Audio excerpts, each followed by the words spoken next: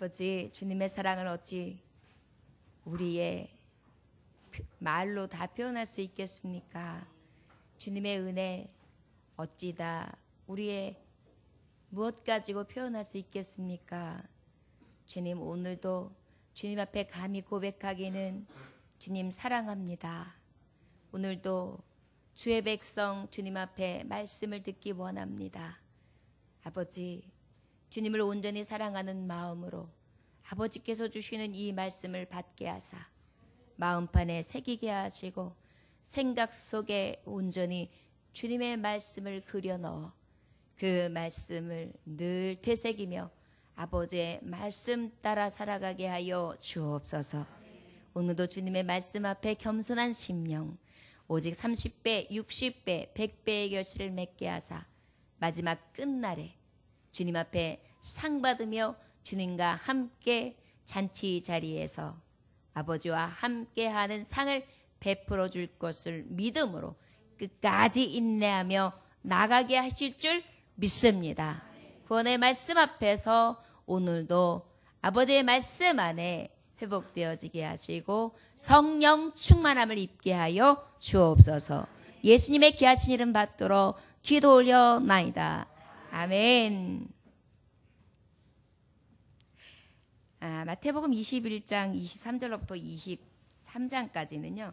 성전에서 예수님이 유대주의자들에게 하나님이 가르침이 있어요. 그런데 특별히 이 24장으로 넘어가기 전에 23장에 보면 어떤 말씀이 있냐면 유대인들에 대해서 외식하는 것, 외식하는 자 화 있으리라 책망하시는 말씀을 주세요. 그리고 난 다음에 예수님은 어떻게 하시냐? 성전에서 나오셔서 성전 건물을 딱 가리켜 보이시면서 하시는 말씀이 뭐라고 하셨느냐?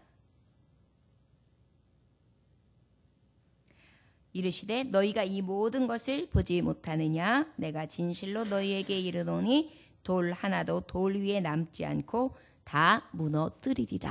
이렇게 말씀하세요. 그런데 이 말씀은 실제 상징적인 의미라기보다 확실하게 예루살렘 성전에서는 이루어지게 됩니다. 이 말씀 후에 40년 후에요. 그래서 AD 70여 년 후에 어떻게 되느냐? 바로 이 예루살렘 성전, 웅장했던 성전이 완전히 다 불에 타서 사라지게 돼요. 이것이 주님이 주신 말씀의 성취였습니다. 3절에 이어서 예수께서 감람산 위에 앉으셨을 때에 제자들이 조용히 와서 이르되 우리에게 이르소서 어느 때에 이런 일이 있겠사오며 또 주의 임하심과 세상 끝에는 무슨 징조가 있사오리까? 이렇게 물어봅니다. 제자가 물어보는 거예요. 예수님, 그렇다면 지금 예루살렘 멸망에 대해서 예고하셨고 우리가 아다시피 선지서의 예언에 보면 멸망 예언이 많이 있는데 그때가 언제니까? 그리고 예수님이 다시 오신다고 하시는데 그 예수님이 오시는 때는 또 언제입니까? 그리고 주님이 말씀하시는 이 마지막 때의 징조는 어떻게 나타납니까? 라고 조용히 질문합니다. 4절 5절에 보니까 예수께서 대답하여 이르시되 너희가 사람의 미혹을 받지 않도록 주의하라.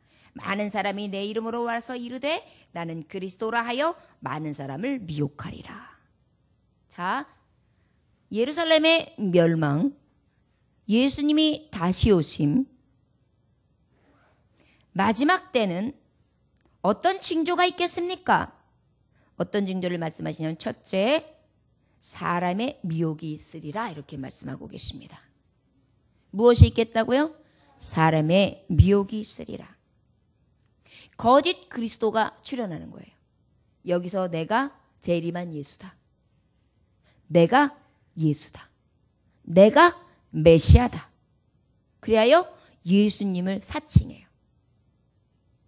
그리하여 예수님의 이름으로 와서 나는 그리스도다 하면서 많은 사람을 미혹하게 됩니다.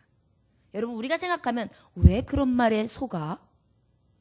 왜 그런 거에 속아서 그렇게 넘어가? 이렇게 생각하는데요. 사탄은 사특합니다. 그래서 사람들이 처음에는 듣기 좋은 이야기들로 호려요. 그러다 보니까 그 듣기 좋아하는 말들 때문에 모이기를 시작합니다. 그리고 난 다음에 어떻게 해요? 거짓된 교리를 집어넣는 거예요. 그리고 난 다음에 그 안에서 관계를 형성하게 만들고 그 안에서 같이 집단적으로 묶어버립니다. 그래서 결과적으로는 꼼짝 못하게 그 룰에서 나갈 수도 없을 정도로. 그러다 보면 어때요? 맹종하게 돼요. 심지어는 구타를 가하고 심지어는 협박과 공갈을 가하는데도 그 집단에서 나오지 못하는 사이비 종교들이 굉장히 많습니다. 요즘과 같이 과학이 발달하고 지혜와 지식의 정보사회라고 하는 이때에 아직까지도 이런 미련한 일들은 성경에서 주시는 하나님의 말씀대로 그대로 이루어지고 있습니다. 자, 거짓 선지자들이 많이 일어난다는 것은 11절에도 거짓 선지자가 많이 일어나 많은 사람을 미혹하게 하겠으며 또 오늘 본문 24장 24절에 보면 거짓 그리스도들과 거짓 선지자들이 일어나 큰 표적과 기사를 보며 할 수 있으면 택하신 자들을 미혹하리라. 할 수 있으면 택한 자들을 미혹하리라. 여러분, 미혹하는 자들이 택하지 않은 자들만 미혹하는 것이 아니라 타겟이 누구냐면 택한 자들이에요. 사탄은 이미 하나님 앞에 택함 받은 자들이 아닌 자들은 이미 자기의 밥이에요. 그러다 보니까 그럴 필요가 없어요, 마귀들은. 그러다 보니까 타겟이 주고 누가 되냐면 하나님 앞에 택함 받은 자, 하나님 앞에 부르심을 입은 자, 하나님의 자녀, 성도들이 타겟이 되는 거예요. 그러다 보니까 성도들을 미혹합니다. 내가 너에게 미리 말하였노라. 사람들이 너에게 말하되 보라, 그리스도가 광야에서 있다 하여도 나가지 말고 보라, 골방에 있다 하여도 믿지 말라. 광야에 있다고 해서 야, 예수님이 어디에 있대? 야, 영험하대. 진짜 메시아 맞아. 해도 나가지 말아라. 거짓 그리스도들이 많이 미혹하게, 많은 사람들을 미혹하게 할 것이다. 넘어지게 할 것이다. 누구를? 택한 자성, 우리 성도들. 광야에 있다고 해도 나가지 말아라. 골방에 있다고 하여도 믿지 말아라. 어떤 자들은 골방에 있다 그래요. 다락방에 있다고 그래요. 예수님은 그렇게 말씀하면 우리의 성전, 예수 그리스도 우리 안에 이미 오셨지요. 성령이 전된 우리는 예수 그리스도가 어디 있다 하여 따라갈 필요가 없습니다. 그저 주님이 허락하신 성전 안에서 온전히 하나님의 진리의 말씀만 선포되어진 그 말씀 앞에 온전히 내려와서 겸손함으로 아버지의 말씀을 듣기에 힘쓰면 되는 것이고, 그 외에는 어떻게 하면 돼요? 오직 주님과 함께 동행하는 삶을 사는 것이 마땅한 것입니다. 자, 우리에게 있어서 세상 끝에 징조를 물어봤는데 이 징조가 바로 무엇이냐? 우리 믿는 자, 택하신 자를 어떻게 하신다? 미혹한다. 여러분, 우리 성도들도요, 꼭 이단 종파들만 미혹하는 것이 아닙니다. 예배 순간순간도 미혹합니다. 교회가 교회 안에서도 미혹합니다.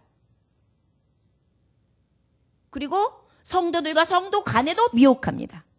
어떤 성도는 성도가 스스로가 시험에 들었어요.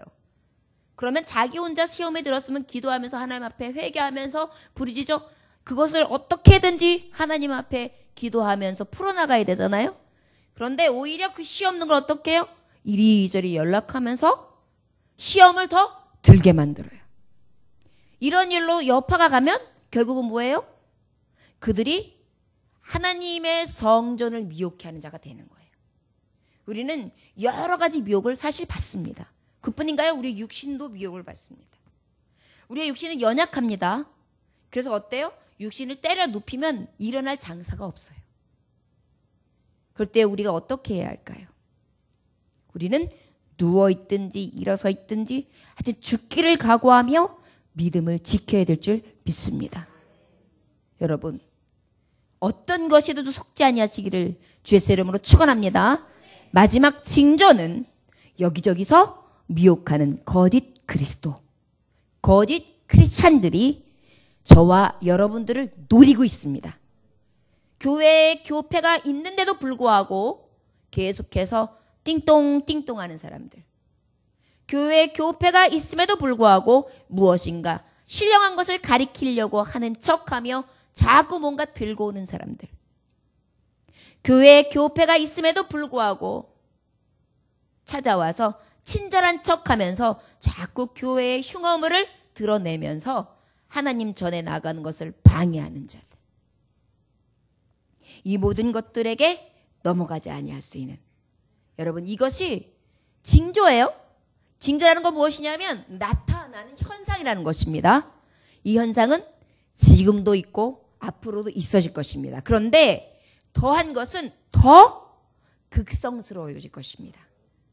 더 혼탁해질 것입니다. 더 저들의 수는 대범해지고 미혹하는 것은 굉장히 사악해지고 간교해질 것입니다. 여러분, 방법을, 술수를, 수단을 가리지 아니하고 택한 백성을 넘어뜨려 들 것입니다. 저와 여러분, 늘 주님 앞에 우리는 예수님 오신 날을 손꼽아 기다리는 마지막 때에 사는 사람들입니다.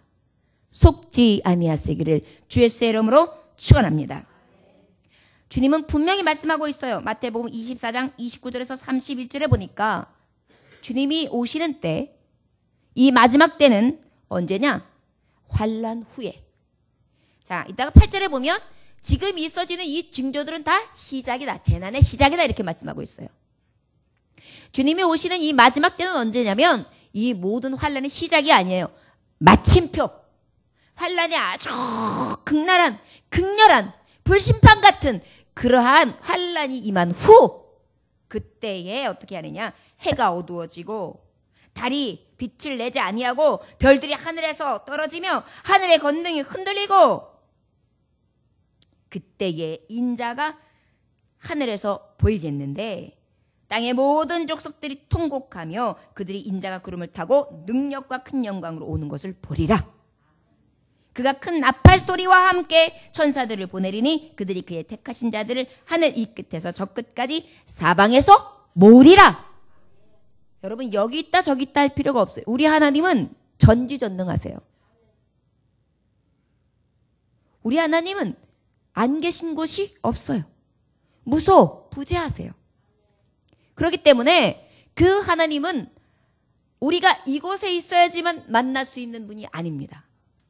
어디에든지 있으면 나팔을 불고 그 시에 아버지께서 부르실 자를 향하여 사방에서 모아주시는 줄 믿으시기 원합니다. 그런데 이때가 어떻게 임하느냐? 때는 우리는 알 수 없습니다. 그런데 이 말씀을 뭐라고 비유하고 있냐면 노아 홍수가 몇 월 며칠 날 있으리라 하지 않았다. 갑자기 임했다. 밭에 있다가 두 사람이 있는데 한 사람은 올리우고 한 사람은 밭에 남는다. 두 여인이 맷돌을 갈다가 한 사람은 올라가고 한 사람은 남겠다.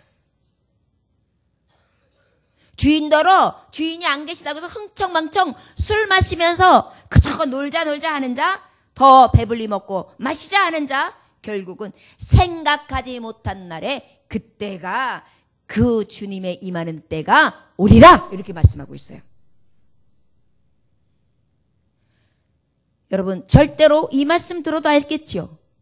주님이 여기 있다 저기 있다 거짓된 말씀에 현혹되지 아니하시기를 원합니다. 주님은 환난 후에 마지막 때에 나팔 불고 구름을 타시며 다시 오십니다. 그리고 사방에서 하나님의 자녀들을 모으실 것이고 하나님은 그를 통하여 온전히 영광 받으실 줄 믿습니다.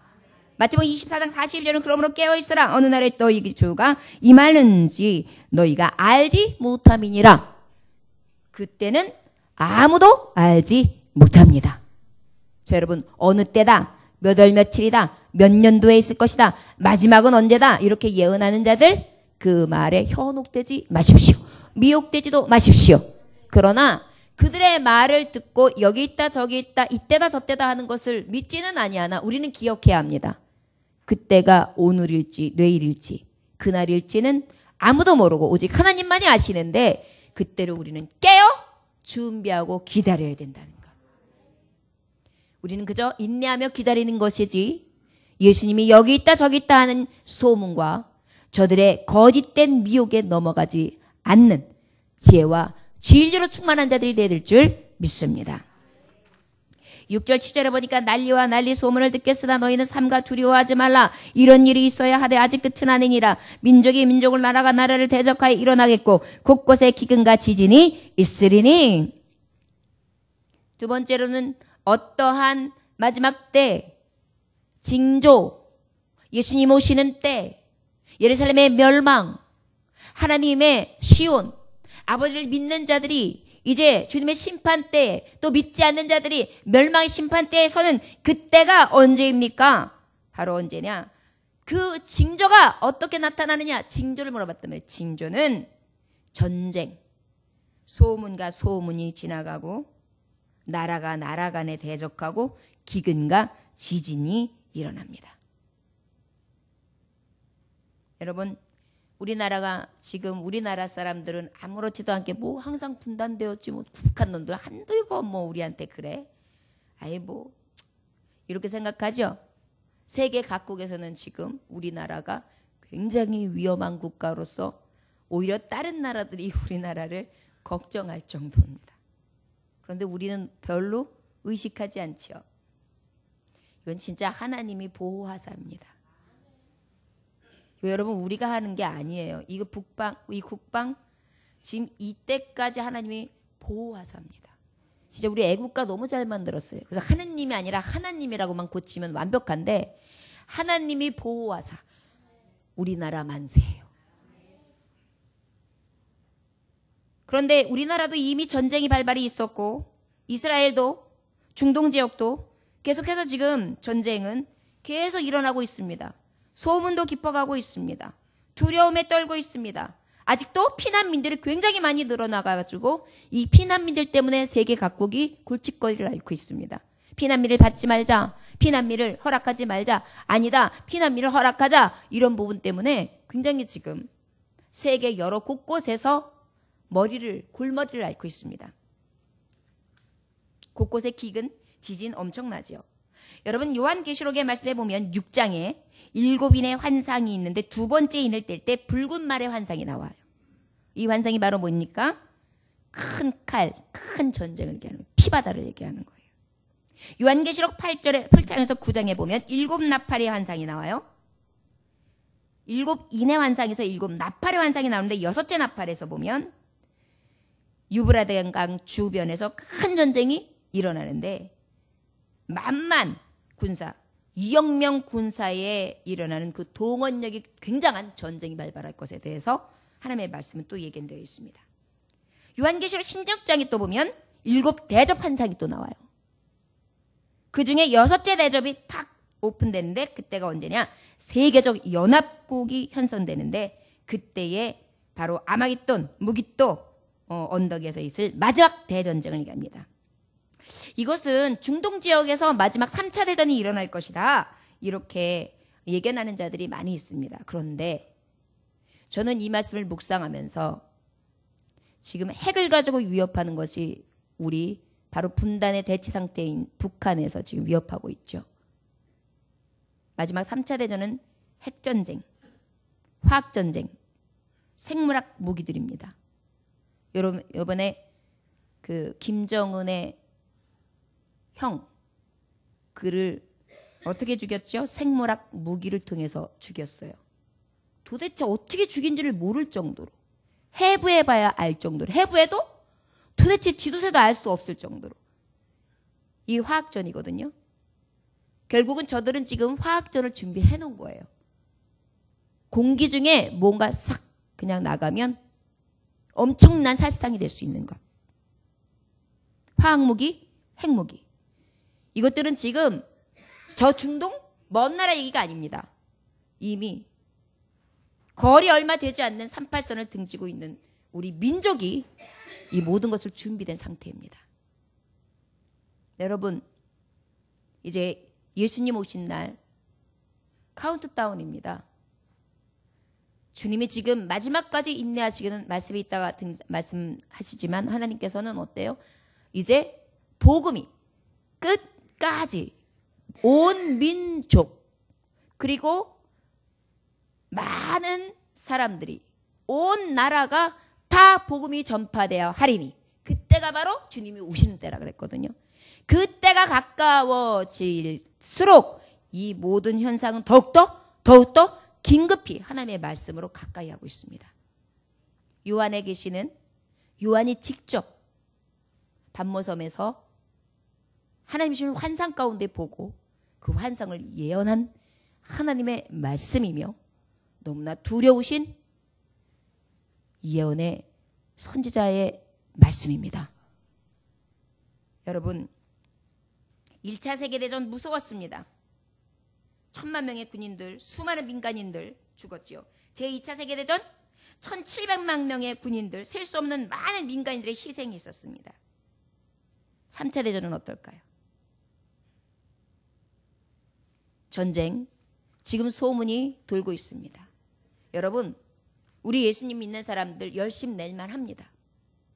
더 주님 앞에 가까이 할 만합니다. 그리고 더 깨어 있을만 합니다. 여러분, 왠지 아십니까? 지금이 기도할 만한 때요, 찾을 만한 때요, 지금이 주님이 오실 때가 가까움을 보는 때이기 때문입니다. 7절에 민족이 나라가 나라를 대적하여 일어나겠고 곳곳에 기근과 지진이 일어난다. 그런데 여러분, 우리가 아는 기근과 지진은 지금 도처에서 일어나고 있습니다. 너무나 놀라운 사실은 2017년 3월 12일자 한겨레 신문에 보니까 어떤 게 특별되어 있냐면 유엔이 발표했어요. 전 세계 2천만 명이 굶주려 1945년 이후 최악이다. 이거는 3월 11일자 안보리 회의에 밝혀진 완전한 사실 내용입니다. 예멘, 소말리아, 나이지리아, 케냐 등 전 세계가 다 어떻게 해요? 이 도움의 손길을 호소하고 있습니다. 55억 인구 중에서 27억이 기아에 허덕이고 있어요. 못 먹고 있어요. 반이. 55억 인구 중에 27억이 못 먹고 있어요. 지금 말했던 이 국가들뿐만이 아니에요. 그리고 그중 13억은 오늘 먹을 거는 해결했는데 내일 어떻게 살지? 이렇게 살아가요.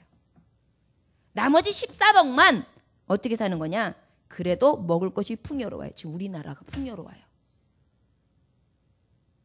냉장고에 있는 거 버리죠? 먹을 거 차고 넘치죠? 돈만 있으면 사 먹죠? 물이 없어서 걱정 안 하죠? 이런 국가가 55억 인구 중에 13억 정도밖에 되지 않는다는 것입니다. 그 국가에 우리 대한민국이 전쟁을 치르고 이 아픔과 서러움을 딛고 일어선 이 나라가 예수님 믿고 난 다음에 하나님이 보호와서 여기까지 이끌어 주신 것입니다. 그런데도 우리가 이 징조를 보지 아니하고 불과 몇십 년 전에 있었던 이 참상을 온전히 생각지 아니한다면 이것은 우리가 마지막 때를 사는 성도가 아니라 할 수 있습니다. 지금 올 7월까지 44억 달러, 약 5조 400억 원의 긴급 구호물이 필요하대요. 엄청난 자들이 지금 굶어 죽고 있어요. 그뿐이 아닙니다.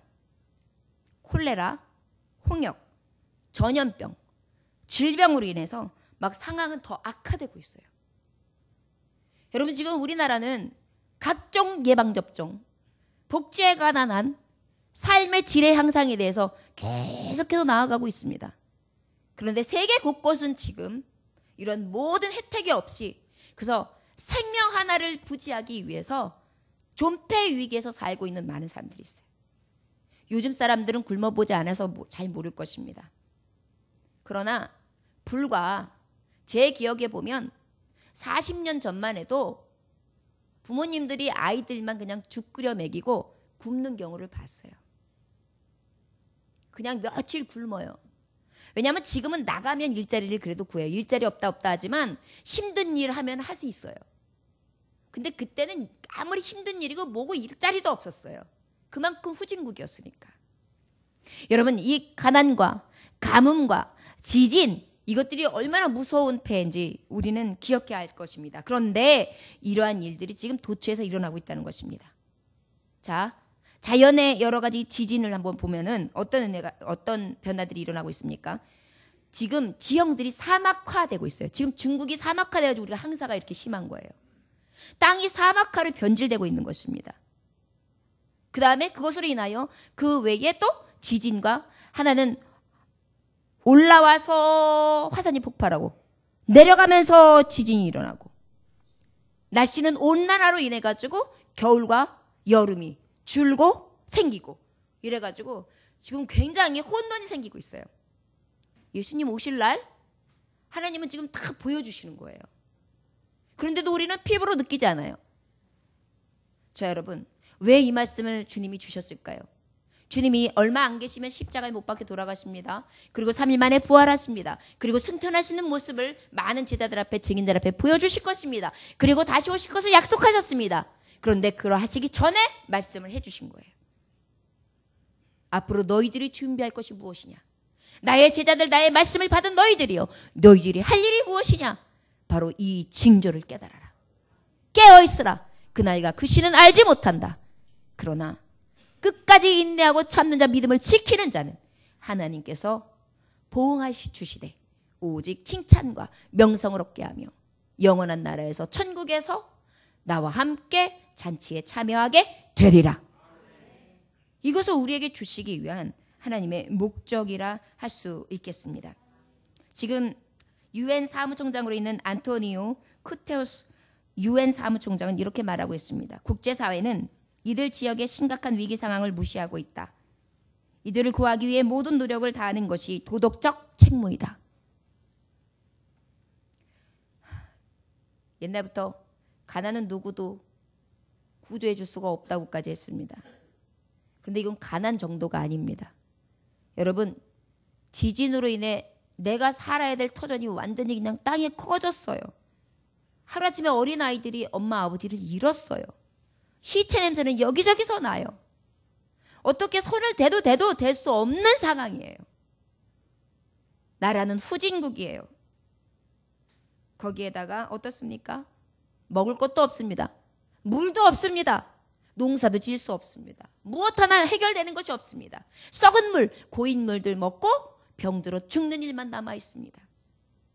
이것이 지금 가까운 곳에도 이루어지고 있는데, 여러분, 북한 많은 자들이 지금 죽어가고 있습니다. 어린아이들이 지금 죽어가고 있어요. 굶어서.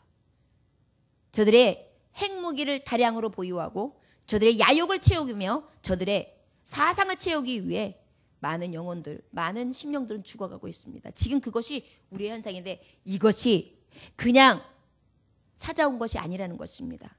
이것은 재난의 징조라는 것을 기억하시기 원합니다. 그리고 여러분, 긍휼한 마음을 가져야 합니다.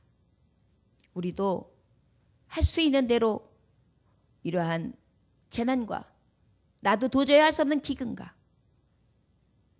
아픔과 처절한 난리 속에 있는 저들을 도울 수 있는 자들이 되될 줄 믿습니다. 간망하지 아니하시기를 원합니다. 방관하지 아니하시기를 원합니다. 사랑 실천할 수 있는 저와 여러분들 되시기를 주의 이름으로 축원합니다. 9절 10절로 한번 보면, 그때 사람들이 너희를 환난에 넘겨 주겠으며 너희를 죽이리니 너희가 내 이름 때문에 모든 민족에게 미움을 받으리라. 그때 많은 사람이 실족하게 되어 서로 잡아주고 서로 미워하겠으며, 세 번째로는 난리의 징조. 아니, 주님이 마지막 때의 징조는 어떠냐? 핍박과 배신이 있습니다. 예수님 믿는 자를 핍박합니다. 여러분, 요즘에 잘 모르시겠지만 크리스찬 안티들이 많아졌어요. 그래서 인터넷이나 각종 매체에서 크리스찬을 핍박하기 위해서 같이 모임을 갖는 그러한 모임방들이 많이 생겼습니다. 그래서 교회에서 어떤 부정과 부패와 실수와 어떠한 죄성이 드러나잖아요. 그러면 그거를 일부러 일파만파 막 터뜨리는 거예요. 교회가 썩었다. 교회 다니는 것들이 더하다. 그러면서 비난과 비판을 많이 해가지고 성도들을 실망시키고 낙심시키고 그 배후에서 크리스찬들을 슬슬 핍박합니다. 그리고 또 크리스찬들이 믿음 안에서 하나 되는 데 있어서 이제 그 마음에 어떤 마음이 되냐면, 믿음이 시들어지다 보니까 배신해요. 또 서로에게 관계 속에서 배신이 일어납니다. 가족, 친지, 또 민족, 서로. 그러다 보니까 미움이 막 생겨요. 얘는 이래서 믿고 쟤는 이래서 믿고 사랑이 식어져 가는 것입니다.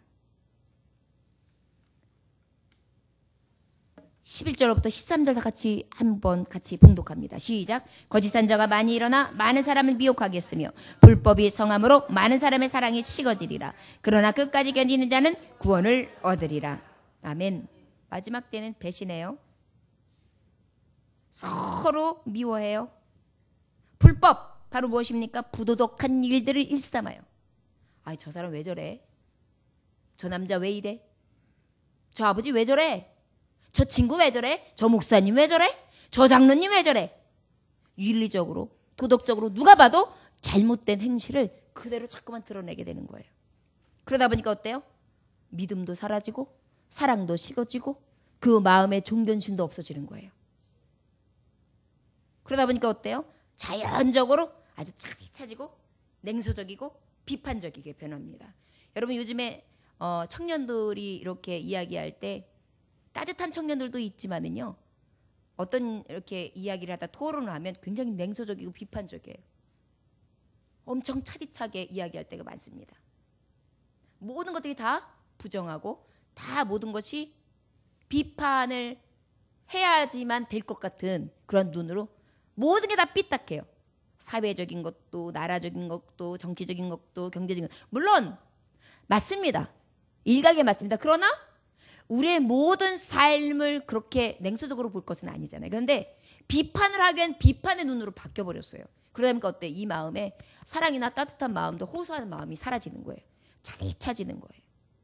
무덤 같은 거예요. 캄캄한 거예요. 젊은이들에게 따뜻함이 있고 밝음이 있고 빛이 있고 소금이 있고 뭔가 같이 하면 뭔가 원동력이 에너지로 발산이 돼야 되는데 오히려 뭐예요? 차가워요. 밋밋해요. 바닥이에요. 냉소적이에요. 냉철해요. 냉혹해요. 그러다 보니까 말하다 보면 근데 스스로도 그래도 서로 느껴요. 그러다 보니까 서로 자기식으로 딱 바리게이트를 쳐요. 다치기 싫거든요. 본인도 그렇게 하지만 다른 사람이 하는 걸 보면 자기도 다치거든요. 그러니까 요즘에 어떤 문화가 많이 생겨요? 솔로족. 혼자 지내는 거예요. 밥도 혼자 먹고. 그러다 보니까 그냥 대중매체를 통해서 연예인 하는 얘기나 듣고 그러다 보니까 연예인에 대해서 할 거 먹고 할 것도 없으니까 그래서 만나고 교류하고 서로 보면서 느끼고 또 부딪히기도 하지만 이해하기도 하고 미안하다고 하기도 하고 소통하기도 하면서 그러면서 장성한 분량까지 자라면서 또 크리스천들은 하나님의 백성들에 나와서 말씀으로 듣고 또 같이 교우들끼리 같이 부딪히면서 주님의 사랑으로 서로 나누면서 이게 커가는 건데 이런 모든 것들을 그냥 다 일소시키는 거예요. 고립되는 거예요. 스스로가. 이것이 바로 사랑에 식어져가는 만연되어져가는 지금 사회 현상입니다. 근데 여러분 우리가 크리스천들이 이런 것들을 아무렇지도 않게 보고 있죠. 그 다음에 요즘에 어느 날 며칠 전에 그 뉴스에 나오는데 35세에서 45세의 고령의 아빠들이 아기를 그때 출산하는 아빠들이 많다는 거예요. 그 왜 그래요? 다 준비하고 다 즐길만 하다가 그 다음에 이제 그래도 늦기 전에 결혼이라는 걸 한번 해봐야 되겠다 이렇게 하는 거예요. 그러다 보니까 어떻겠어요? 이기적인 거예요. 여러분 사람이 젊으면 젊을수록 궤도가 잘 돼요. 나이가 들면 들수록 고집이 세요. 그러다 보니까 40이 넘어가지고 한 가족을 이루다 보니까 어때요? 살아온 패턴이 너무 다른 거예요. 아기도 낳았어요. 늦게 낳았어요. 그런데 책임도 안 지려고 그래요. 그러면서 어때요? 사회의 문제는 계속해서 골이 깊어져요. 여러분 이것이 어떤 현상이냐? 예수님 오시기 전 전조 증상이에요. 사랑 식어지는 게 대표적으로 어디서 나와요? 내 심령, 가정의 고립, 사회의 고립, 그 다음에 계층 간의 고립, 교제의 단절화. 이러다 보니까 서로 군중 속에 고독이 생기는 거예요. 많은 사람들은 있지만 나는 고독해.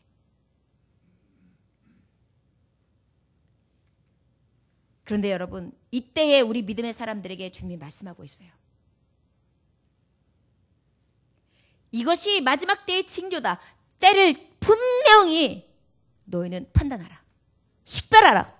그리고 어떻게 하냐. 그러면 그럴수록 저를 따라하시기 원합니다. 끝까지 견디는 자는 구원을 얻으리라. 아멘. 계시록 21장 7절에 보니까 이기는 자는 이것들을 유업으로 얻으리니 나는 저희 하나님이 되고 그는 내 아들이 되리라. 여러분, 마지막 때에 우리는 어때야 합니까? 반대로 말씀하면 돼요. 미혹되지 아니하고 미혹과 맞서야 합니다. 전쟁과 기근과 지진의 이 여러 가지 상황을 파악하고 우리가 할 수 있는 대로 긍휼한 마음을 먹으며, 그리고 주님의 때가 가까움을 봐 오직 섬김으로 겸손하게 이 때를 선용해야 될 줄 믿습니다. 핍박, 배신 당합니다. 미움 당합니다. 이상히 여기지 아니하며 예수님처럼 십자가의 이름으로 당당히 지고 갑니다. 불법이 성합니다. 사랑도 식어져 갑니다. 그렇다고 해서 나도 이제 사랑 안 해, 이것이 아니라 나는 예수님의 사랑으로 더 뜨겁게 사랑하려 합니다. 더 큰 뜨거운 심장으로 예수님의 사랑으로 이 냉랭한 세대에 예수님의 십자가 길을 가렵니다. 이기적이고 또한 자기만 알며 자기 생각과 자기의 고립에 매여 아버지의 때를 온전히 의식하지 못한 채 죽은 자같이 사는 것이 아니라 우리는 사명을 받은 자입니다. 복음이 온 민족과 온 세계에 전파될 때, 그때가 끝이 되는 것입니다. 여러분 기억하십시오. 그런데 이 말씀이 이제 곧 이루어집니다. 복음은 굉장히 지금 빠른 속도로 파급되어지고 있고, 아무리 믿지 않으려고 부정하며 주님의 복음을 받지 않으려고 하는 모든 세계 가운데도 이미 예수 그리스도의 복음은 편만이 전파되고 있습니다. 우리 마지막까지 이 복음을 전파하여 주님이 주신 사명을 감당하고 끝까지 견뎌 구원에 들어갈 수 있는 마지막 징조가 우리에게는 오히려 늘 깨어 기도하고 늘 깨어 주님 앞에 달려갈 수 있는, 달려갈 길을 다하는 자극제가 될 수 있는, 경고의 말씀과 하나님의 신호탄이 될 수 있는 그러한 은혜의 사람들이 되시길 주의 이름으로 축원합니다.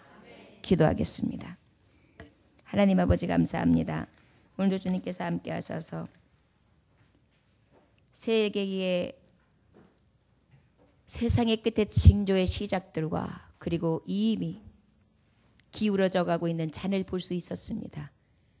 우리가 때로는 살다가 이 때를 감지하지 못하고 그저 잠자고 또 깨어있지 아니하며 인내하지 못하고 낙심하고 절망하며 아버지 앞에 온전히 서지 못할까 두렵사오니 이 말씀을 깨닫고 기억하여 말씀대로 깨어있어 주님의 말씀 온전히 기억하여 그 뜻대로 받잡고 끝까지 구원에 들어가는 귀한 종들이 되게 하여 주옵소서.